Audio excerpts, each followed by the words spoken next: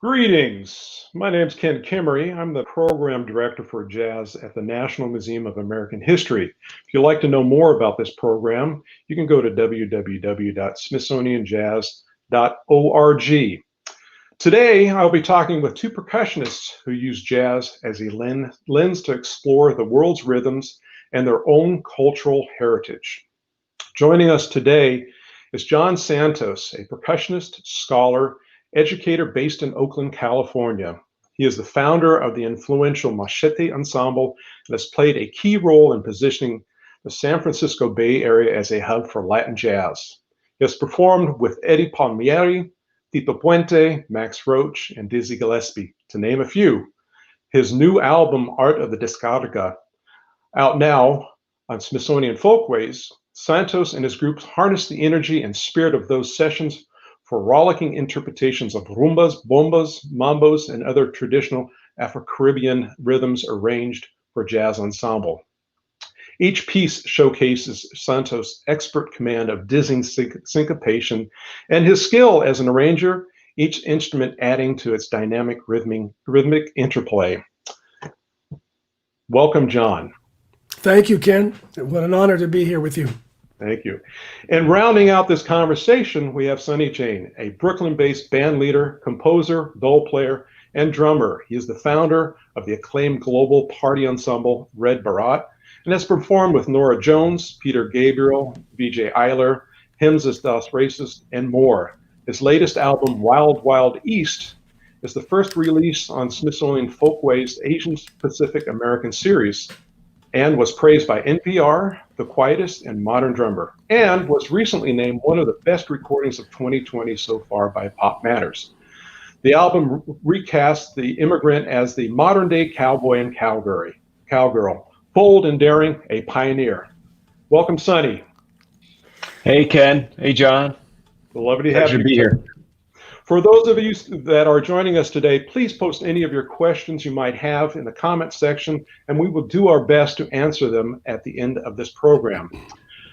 So, gentlemen, if we may jump in here, I know that we have a limited amount of time. There's so much ground to cover here. What I always like to do is to go back a little bit and really learn and discover about your personal history and your influences that will propel us forward to today to our discussion about your two recordings.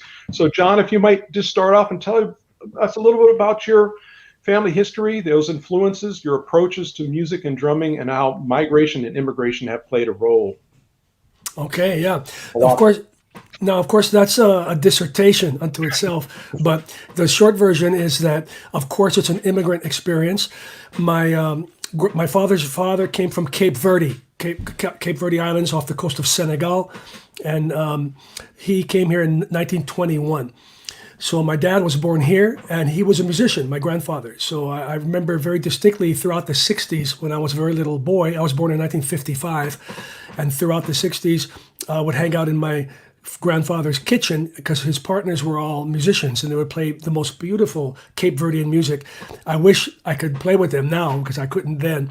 But that was one side. And then on my mom's side, it was from Puerto Rico, the family from Puerto Rico. And my grandfather, who was married to my grandma, who wasn't my blood grandfather, but he was, for all intent and purposes, my grandfather, the one that we grew up with. He was a professional musician. And that's the first band I played with. When I was about 11 years old, I started playing percussion with his band. And under the wing of the elders, they were all Puerto Rican musicians playing a variety of Puerto Rican and Cuban music. I'd ask actually to show one slide. I have a slide there of my Puerto Rican grandfather. It's just him standing there by himself. He was part of a migration that went from Puerto Rico to Hawaii when the United States invaded Puerto Rico in 1898, what we call in our history books the Spanish-American War. That was actually the War of Independence against Spain by the last of the Spanish colonies. Many Puerto Ricans, about 6,000 to 7,000, migrated to Hawaii to work cutting cane for C&H Sugar, Spreckle Sugar, and some American companies. So my Puerto Rican family went to Hawaii, and that's where my Puerto Rican grandmother was born. But those Puerto Rican roots stayed strong, and when they came to San Francisco in 1906, the city was on fire, and they had to go back to Hawaii, and they came back again in 1925, and then my mom was born here in 1925. So I've had, in both sides, music in my grandparents' house, and that has a great deal to do with how I ended up having that music in my ear. Was kind of the soundtrack from my childhood, and the whole cultural part of the food, the language, and the music I grew up with because of that. Very deep roots there, very, very deep. And Sonny, if you may regale us also with your history there. Yeah, that's fantastic to hear, John. Yeah, such deep roots there. My family came here in the early 70s. My dad really came here in 1969, part of the immigration wave of South Asians that came in the late 60s and 70s. I was born here in America, in Rochester, New York, and grew up with an assortment of Indian music. You know, there's so many regional types of music around the subcontinent, but I specifically was getting a lot of Jain bhajans, and bhajans are devotional songs. And Jainism is like a 6,000-year-old Indian religion. And so I was growing up with a lot of that. I was growing up with Bollywood music of the 50s and 60s. My dad was playing them on his reel-to-reel. And I was growing up with some Hindustani classical, namely like Ravi Shankar and Ali Akbar Khan. But then, you know, I have two older siblings. So I was getting Casey Kasem's Top 40. I was getting Motown.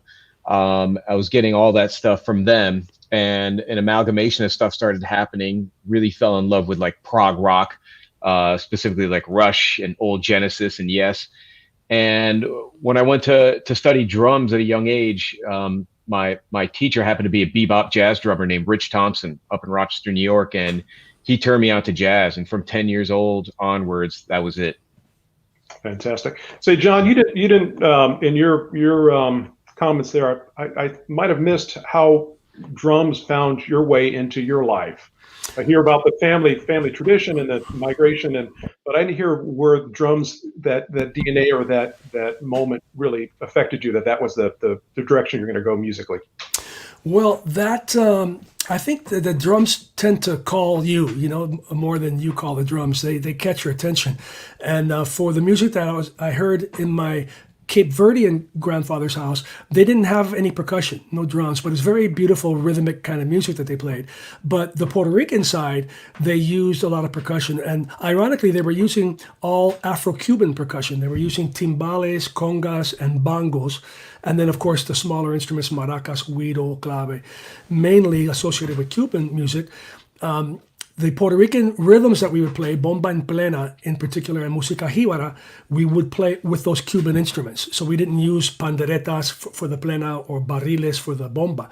But the drums just, they were there the whole time, and they're exciting. The drums, when you hear that simple kind of sound, ancient sound of the drum kind of reverberates, it causes a physiological, a metaphysical kind of reaction because it's about vibrations, and it moves you, every part of you, and I noticed that. And when I started asking a little bit of questions about it, I was fascinated by the history of the drum and what it represents, and the whole idea that the drum was silenced momentarily, and there was an effort to destroy everything that the drum represents during slavery times here in the Americas, but that the drum, rose again from the ashes like a phoenix. And I noticed that early on, and was fascinated by that story, and have always been inspired by it. Fantastic. Well, thank you for sharing. We may now jump forward to your two recordings, these recent recordings that came out that I've had the real pleasure and benefit of listening to and digging in. I've always found that Folkways does a wonderful job, not just of preserving, presenting the music, but also really more giving that depth within the liner notes that provide such a provocative insight into the stories, the artists, the reason, the rationale for these particular recordings. And that to me is somewhat of a lost art in the recording world there, that with streaming, that tidbit of information is really helpful in understanding what the artist is thinking. So if we may start there with John, we'll start with you, with your album, Out of the Discoteca. I listened to it. I'm a percussionist myself, and I've had the benefit and pleasure of experiencing and playing and learning about a variety of music, and so I have just enough information to be dangerous. But what I learned in listening to yours is I found the tradition there. The tradition of the music was there, but you were pushing the envelope. And one thing that struck me that I had not heard in Latin music or Afro-Caribbean music was the use of odd time signature. And that in Los Misteriosos, where you're using clave in there, and I hear the two-sided of the clave, but this is in 7, and it just really turned me upside down. It's like, wait a minute, what's going on here? Can you explain that a little bit more? What was the thought process there? Yeah, odd meter is not something that Latin music is known for, but it's been there in the traditional music and some of the sacred music, for example, of the Bata rhythms from Nigeria, from the Yoruba people. Some of the Bata rhythms are in odd meter, but as far as the popular music is concerned, it's not there. It's not that it's brand new. We're not the first ones to do it. It's just not that common, because of it. Odd meter existing in jazz, and the Latin music and jazz connection going back to before the word jazz was used. There's been a presence of it. But that particular tune, our bass player brought it in. I love that tune. That's actually my favorite song on the album, because it was the biggest challenge for me, because I've been playing a long time. I've been playing, for over 50 years, and I have very little experience playing odd meter. I haven't had that many occasions to play it, and it's always a challenge for me. So it was. I love the tune and how he made it sound, swing and natural. A lot of the younger generations of Latin jazz artists are using a lot of odd meter. So it's common now that you hear it in the music of Miguel Senón or David Sanchez or Luis Perdomo. All of them are using a lot of odd meter. Yosvani Terry, and that's kind of part of the thing now, is to have the odd meter. So I'm trying to get with it by learning a little bit about it right now. The other selection, there's so much there. The other selection that once again showed your mastery of percussion and standing out from the beginning was Plena Vida. And I apologize if the pronunciation is not right on par there, but that the Medo Wiru that you're playing, it's just, I assume that you're playing that, it's just absolutely beautiful. Just hearing that, the rhythm, so beautiful, so pure, so swinging like crazy. If there's anything you can impart about just the essence of that instrument, what it's, how you are able to evoke such an incredible command of it, and also that, as for me as a percussionist, how I hear those incredible subtleties about that instrument and the artist that is playing it. Now, which instrument are you referring to? The pandereta? No, the metal wiru. Oh, yeah. The metal wheel on Plena Vida. I think so. That's what I heard. Maybe my ear was playing a trick on me. Yeah, it was. There's a huicharo, which is a guiro, a gourd scraper. It's a typical Puerto Rican scraper, but it's made out of a gourd. But it does sound more like a metal guiro than it does a regular kind of Cuban-style guiro. It's got the very fine slices in it that you hit with a multi piano wire type of brush, so it has a swishy sound, more like the metallic guido. Now I have to tell you something. I didn't play the huicharo on that piece. Okay. It was played by a master percussionist from Puerto Rico. That's a Puerto Rican traditional rhythm, Okay. and his name is Tito Matos. He played the huicharo and he also played the lead pandereta, and he's a master drummer. I brought him in specifically to do those jobs on that piece. So I can't take credit for it. It's my piece, though. I love how it came out with him adding him in it. He really made it go through the roof. Well, thank you. So, Sonny, if we may, if I may ask you, what's also as with John's, with yours, I'm very, very intrigued. Once again, being a percussionist and hearing the language, my hearing and language expanding by hearing your artistry there. I love the dole and the sounds of it. It kind of reminds me at times of and I apologize again, but of the Repenique from Brazil, because of the lead voice and the high voice there. Really is it to me is the dominant voice that really signals a lot of movement and things that have to happen. Could you tell me what was your inspiration for the recording? And I read a little bit about it. I know some of our audience probably don't have that information there, but what was the inspiration and just the nature of that instrument as it functions within that ensemble on your?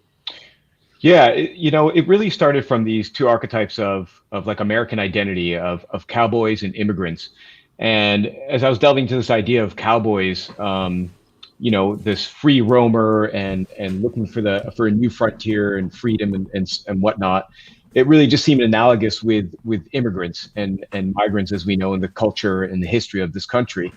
It then put me down a rabbit hole, the whole, the idea of Indians and cowboys, a little game you play as a child, and how that was always very confusing for me, being Indian, and not really understanding, they're talking about other Indians here right now. It started then kind of just going down the rabbit hole of looking at my family's migration history. My family comes from Rajasthan back in the 13th century, migrated after invasions, went to Western Punjab, or really just Punjab at that point. Then partition, the biggest, mass migration in world history, happened in 1947 in the South Asian subcontinent with the independence of partition of India and Pakistan. And my parents were part of that. They fled Western Punjab to Eastern Punjab, left everything behind, and started a new life there. And then eventually my mom and dad found a new life here in Rochester, New York, when they came over here in 1970. So a lot of it is really tracing back to that and kind of rooting the immigrant and migration experience in American culture, something that is often just kind of left to the side or really just not told as much as it needs to be. The representation isn't really there. So, and the dole is something that's synonymous with Punjabi culture. Again, I'm Punjabi, but I'm also Punjabi Jain, which is some type of anomaly. I guess you'd say. Even Indian folks you meet here, if you say your religion is Jain, they assume I'm from Gujarat or Rajasthan or maybe South India somewhere. But Punjabi Jains are a very small enclave. So the dole came to me, again, as John was saying, the drums call you. And I got called to the drums at a very young age when I was 4, hearing Zakir Hussain on tabla, and just knew, oh my God, this is what I want to do. I came to dole much, much later in life as a frustrated tabla player, already playing jazz drum set and whatnot, but came to dole in my 20s. And it's a big barrel-shaped kind of festive drum. It has two sides. It has a treble side that you play with a bamboo stick and a bass side. Actually, here's a dole right here. It's a dole right here. Here we go. All right. Boom. Yeah. And you strap it on your shoulder, and it's a folk drum of Punjab, and it's associated with Punjabi folk dancing and Bhangra dancing, which is very commercial now as well. And yeah, a lot of different influences came together on Wild Wild East. Really just kind of pointing back again at the migration history of my family, but also the American identity of what it is to be an immigrant. Thank you very much. I love I love a lot of the music that is recorded there. Of course, the opening one, "Immigrant Warrior," just I think it speaks to all of us. But it really is for me a touching story. If you mind just telling the story a little bit there, because I know it has reference to your. Yeah. Yeah, I the whole process of this album started in was it April 2018? Yeah, it must have been April 2018. Um, maybe it was April 2000. I can't even remember which year it was, but it basically started when I was writing, conceptualizing everything for some time up to that. But as soon as I started sitting down to write music, my father had a bad turn in his health. For several months, he was in and out of the hospital and rehab and homes and things like that for physical disabilities. And he eventually passed away in November of 2019. And this song was really written for him, Immigrant Warrior. I think about my dad and everything that he's gone through from the day he was born through partition when he was 7 years old and had to go through 1947 partition to him being the only one in his family to leave India and establish roots in America. And we're still the only family that's here, just my siblings and my mom now. And this song was written about him. Just it has a couple different movements in the piece, kind of representing this travel of his. Fantastic. So I do want to ask this because I know we're in a very interesting and kind of pivotal time in our country's history, but I think in global history there. That I wanted to ask you that the relevance of today's topics, how it intersects with your current cultural conversations about immigration, racism, and colonialism. John, if you want to jump in there. Sure. Those are issues that sadly are front and center now. We would hope that we would have been past that by now, but we've taken a swing in the wrong direction, I believe. These are issues that go back to the colonial period. The whole thing that I mentioned earlier about the drum. The drum represents resistance. It represents people holding on to their sacred and otherwise traditions about culture and identity. All of those things were stripped away during the colonial period, and in the post-colonial period, it's been nothing but a struggle to maintain those identities and maintain those traditions. So the drum plays a central role in this community, and now in the Americas, the drum has become the center of a community again. But it's not a specific African community the way that it still is in everywhere in Africa, but it's more of a community of conscious people who are just aware of the power of the drum to unify people, the power of the drum to speak for justice and equality. So those things are issues that when we bring these rhythms and drums, and very much like what Sonny was saying, honoring his dad, honoring all of our ancestors who sacrificed so much, gave so much, and had such an incredible time of making certain advances, like during the civil rights era. So many advances were made that are just being stomped upon now, stomped on. And so I think that the tradition of the drum, it's still in these communities. If you go to anywhere in Latin America and anywhere in Africa, the drum is so vibrant and so much a part of the voice of the people and the people telling their story in their own voice, as opposed to all the books that are written by the colonizers, basically, or by academia, which is, that's one point of view. But the point of view from the folks is what the drum represents to me. So I think, have that obligation to keep that. We're not trying to make the music political, but by nature it is. The music is born from political circumstances that are very serious. And the problems we're experiencing today are directly related to those, colonized mentality type of problems. Sonny, would you like to add anything to that? No, I mean, I agree with that. I mean, especially now, nowadays, I feel like, just to piggyback on what John was saying, ending there, I feel like any kind of art you're making, it's inherently going to be a political decision. I don't think there's even a choice really that you can have. You were deciding to put something out in the world, and you were reflecting upon the world. And we're at such a intense phase in this country's history that when you're putting something out, you are being political about it, and so therefore you need to be thoughtful about it, and you need to put effort into what you're doing. In terms of tradition and colonialism, I could go on forever on that. I'm just going to pass on that one, just because I got a lot to say on that. I feel like John said a lot already. I don't need to go on about it. It was great what John said.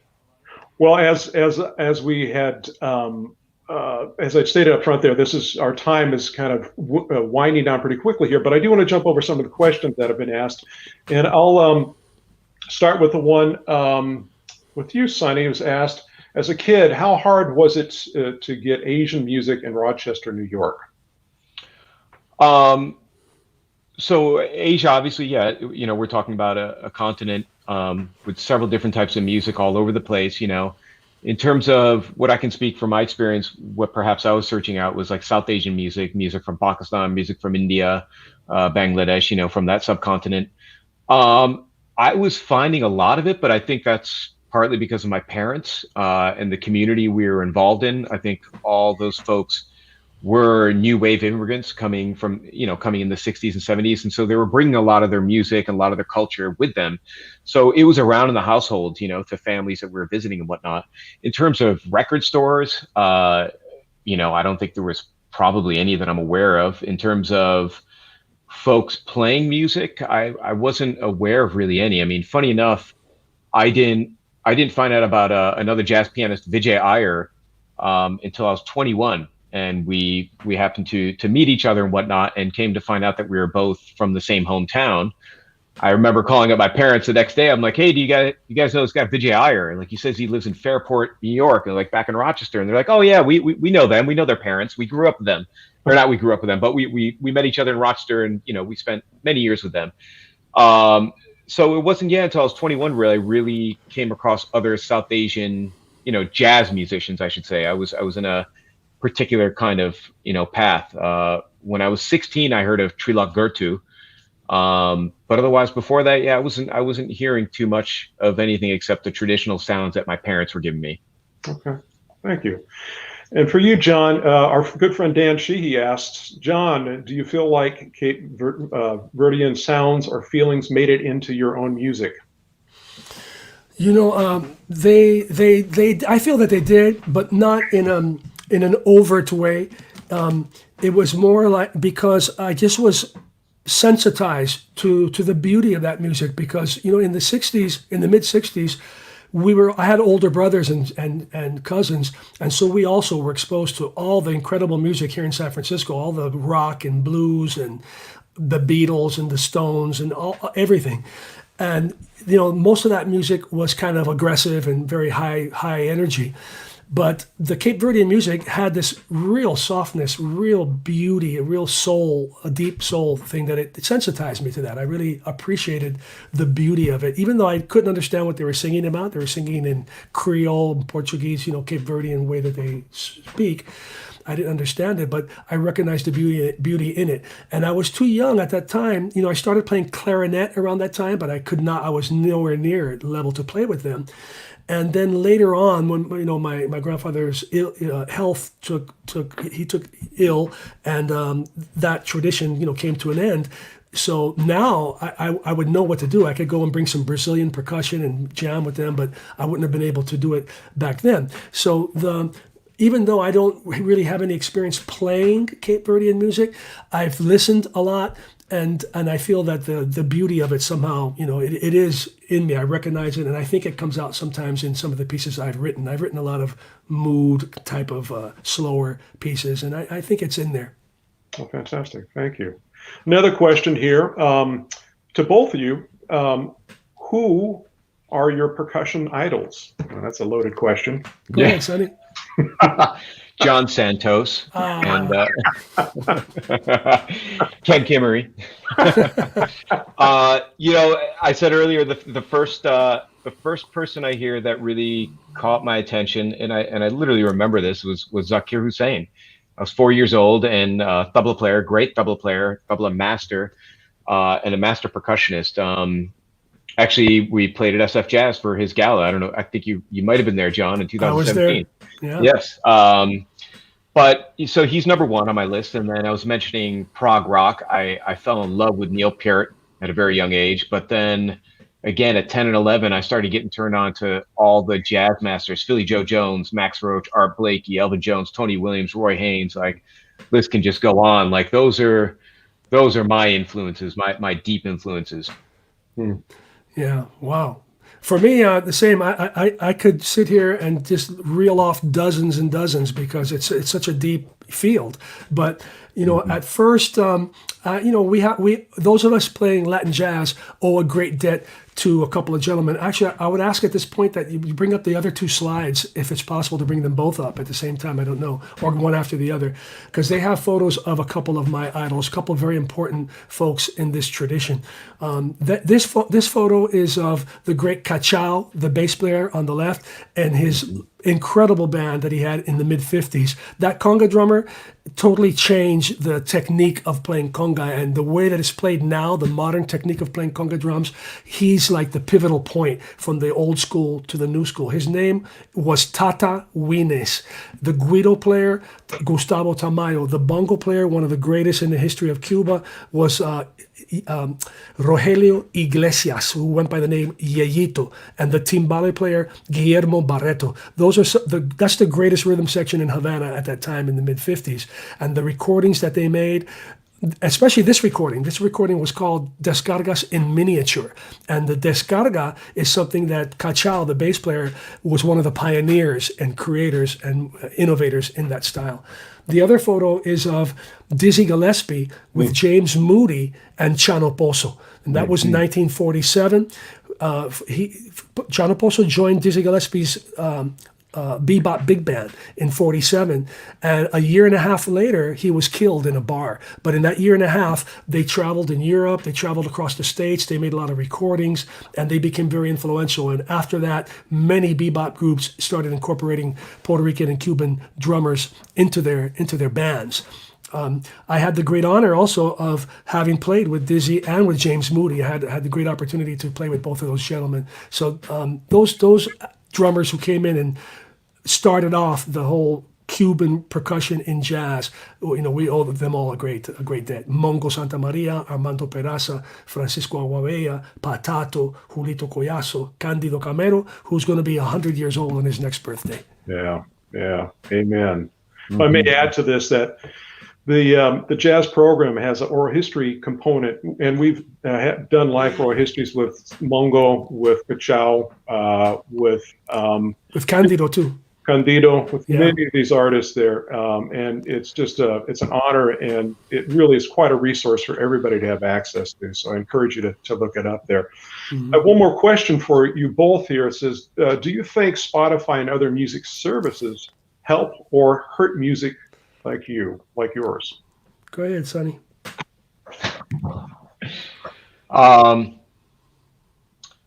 I think it is what it is. I mean, there's multiple ways to look at that question, and to look at Spotify and streaming services in terms of independent sales, in terms of sales off the bandstand when playing a gig, in terms of royalty streams, publishing streams. It's difficult to answer that. I personally don't have a problem with streaming. Mm-hmm. I would defer to Sonny because I have zero experience. I don't follow pop music too much, so I don't do the streams. I've never tuned in or to Spotify.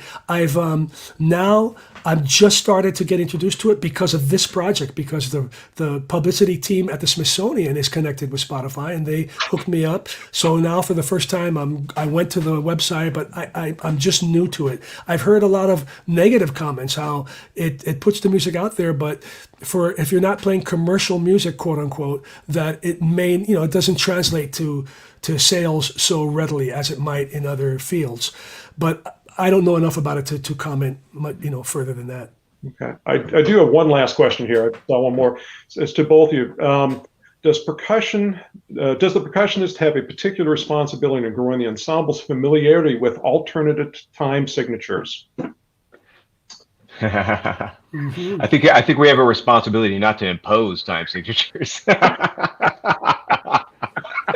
I think as a drummer, it's like we always want to do that. We always want to get complex with rhythms. I don't feel it's a responsibility to do that. I think there is a full responsibility from every ensemble member to bring all components of music together as an ensemble. Most certainly. Yeah, in my case, you wouldn't want me to be the person trying to impose odd meter on the group because I probably, in every group I play in, know the least about all the odd meter figures. I love it because it's a challenge, as I mentioned earlier. But we serve the music. We try to make the music sound as good as it can, and if that requires odd meter, great. And if not, it doesn't. The dance music tradition that my stuff comes from, though, doesn't use a lot of it. Mm-hmm. Yeah. Well, we have come to that witching hour here as a half hour has gone. It come and gone quickly, and I know we can spend a lot more time talking about music, percussion, world events. And I want to thank you both for John Santos and Sonny Jain for taking the time to join us here today. And everyone who's tuning in, please do look up their recent recordings, Art of the Descarga and Wild Wild East. You will not be disappointed. You need to add it to your recording library, as I have.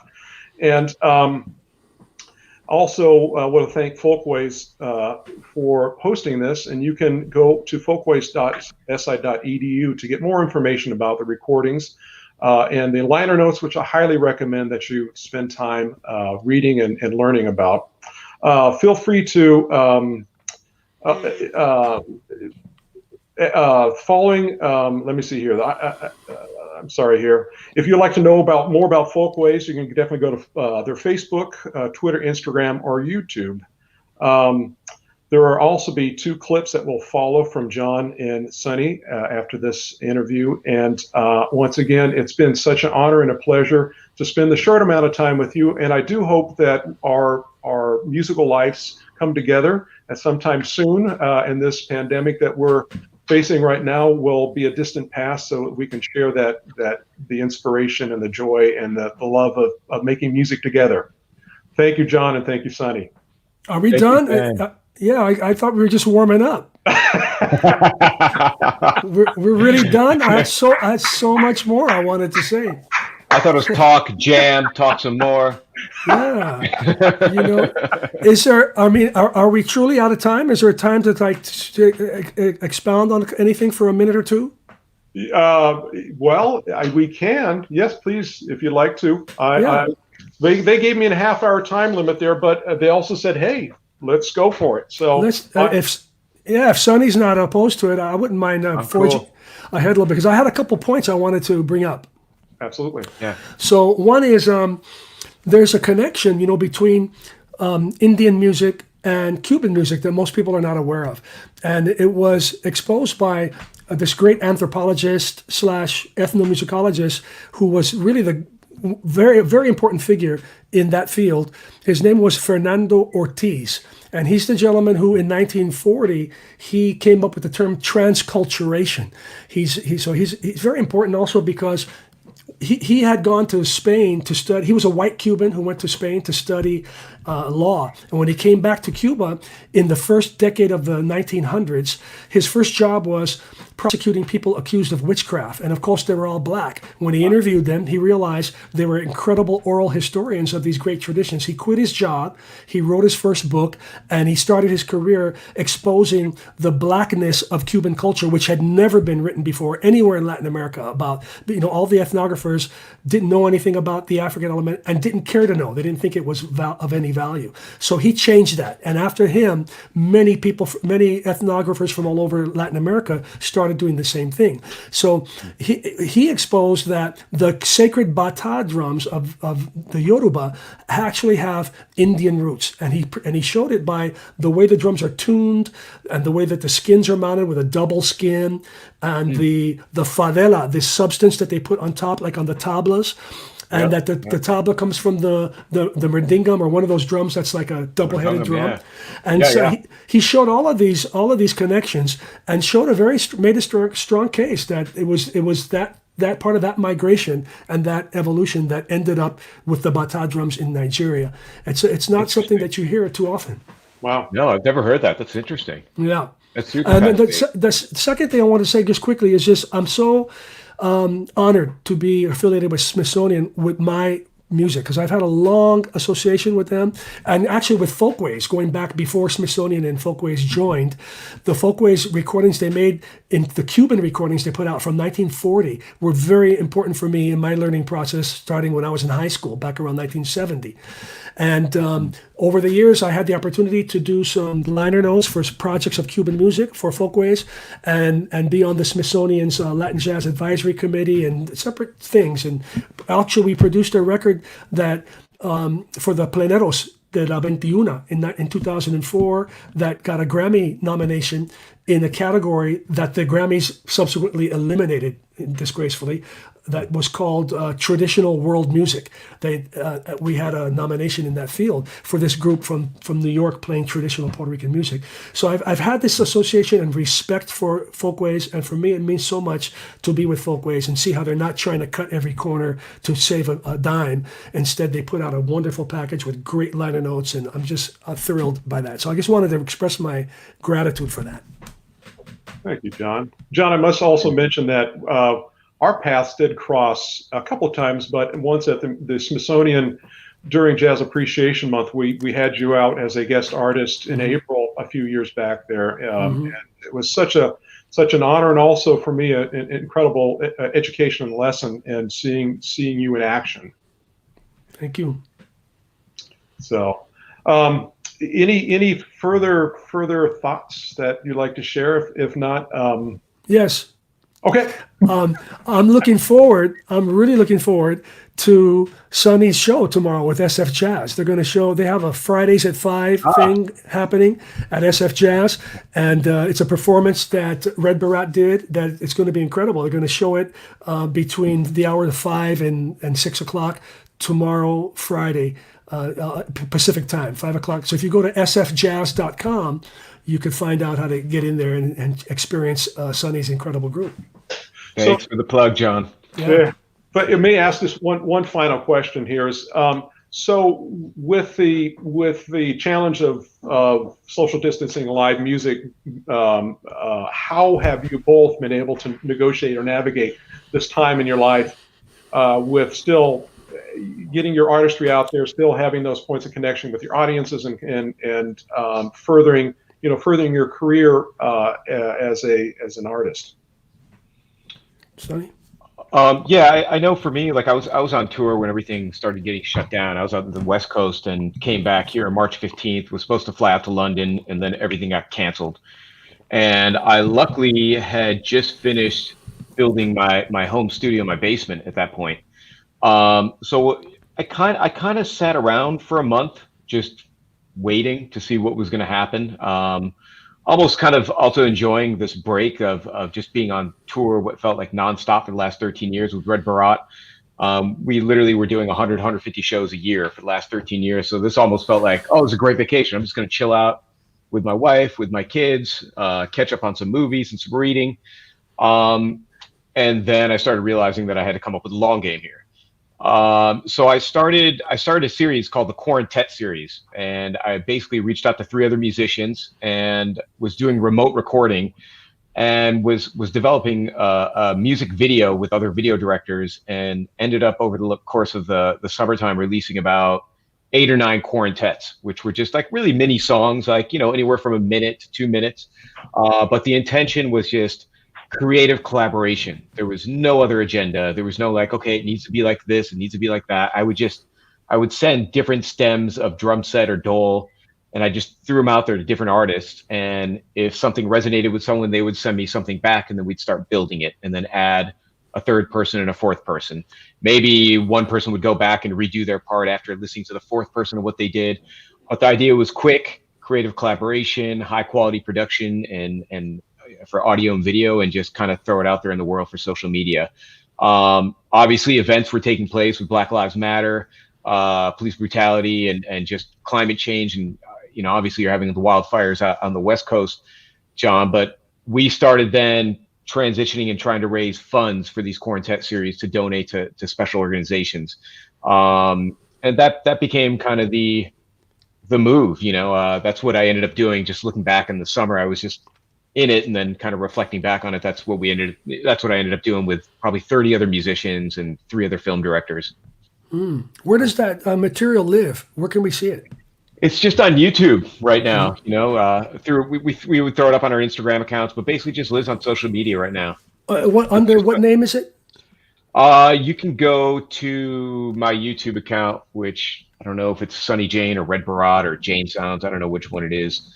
Okay. But you can look up YouTube Sunny Jane or YouTube Red Barat, and then you'll find the Quartet series. Okay. Sounds great. Or they can see it on Facebook. And John, it seems like you still have a very robust teaching schedule there. And so how has this affected you? Yes and no. I also had, just everything canceled for the whole year, and we had our busiest year. We had an incredible year laid out. In March, right before the quarantine, right before it hit, I had a 4-day weekend scheduled at SF Jazz with artists coming from Puerto Rico and all this stuff, and everything went down. So at first, I thought, this is going to be a great opportunity for me to take advantage of it and really practice, because I find, it's hard to find time to practice between obligations of work and preparing to teach and kids. I've got 2 teenagers and we're up to our eyebrows already. So at first I thought I'd have a bunch of time to practice and that kind of stuff, but it didn't work out that way, because I'm finding myself up to my eyebrows trying to learn how to be online, because I'm very much a caveman with this stuff. I'm from a past generation. We didn't grow up with any of this stuff. And even though I've been producing records for 40 years, I always leave all of that stuff to the engineer. I never learned how to operate anything. So right now, I just started taking a class in Logic Pro so I could, get with the program and do perhaps something similar to what Sonny just described and be able to record from home.